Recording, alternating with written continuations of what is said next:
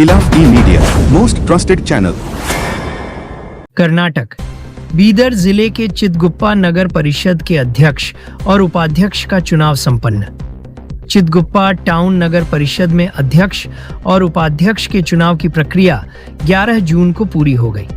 चुनाव अधिकारी मंजूनाथ पंचाल, तहसीलदार चितगुप्पा के अनुसार नामांकन दाखिल करने की अंतिम तिथि तक केवल एक नामांकन प्राप्त हुआ। इस आधार पर दिलीप कुमार बागदलकर को अध्यक्ष और नसीर खान को निर्विरोध उपाध्यक्ष घोषित किया गया। चुनाव के अवसर पर नगर पालिका के मुख्य अधिकारी हुस्सामुद्दीन बाबा भी मौजूद थे।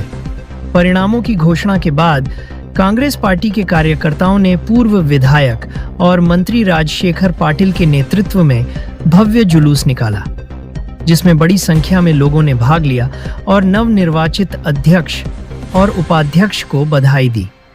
चितगुप्पा से सलाहुद्दीन सिद्दीकी की रिपोर्ट।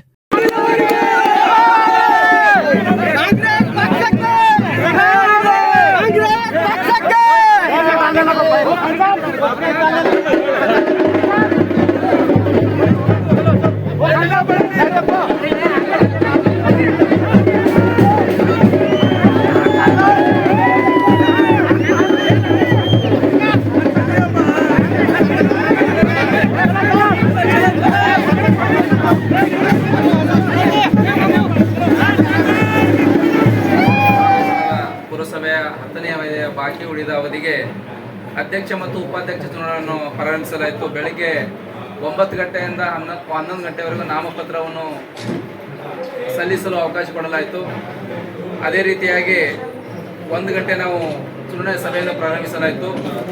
ಆ 1 ಗಂಟೆ ಚುನಾವಣೆಯಲ್ಲಿ 25, 23 ಪುರಸಭೆ ಸದಸ್ಯರು ಮತ್ತು ಮಾನ್ಯ ಶಾಸಕರು, ಮಾನ್ಯ ಸಂಸದರು, ಒಟ್ಟು 25 ಸದಸ್ಯರ ಪೈಕಿ 18 ಸದಸ್ಯರು ಹಾಜರಿರ್ತಾರೆ. 7 ಸದಸ್ಯರು ಹಾಜರಾಗಿರ್ತಾರೆ. ಅದೇ ರೀತಿಯಾಗಿ ನಾವು ಮುಂದಿನ ಪ್ರಕ್ರಿಯೆಯನ್ನು ಕೈಗೊಂಡಾಗ ಅಧ್ಯಕ್ಷ ಸ್ಥಾನಕ್ಕೆ ಒಂದೇ ಒಂದು ನಾಮಪತ್ರವನ್ನು ಸ್ವೀಕಾರ ಆಗಿರ್ತದೆ.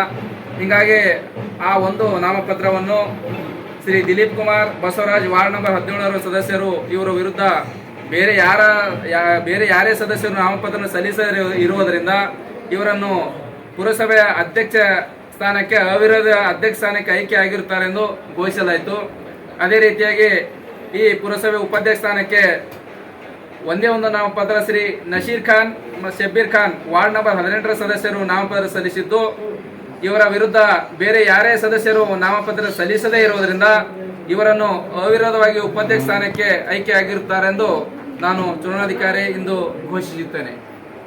ಧನ್ಯವಾದಗಳು.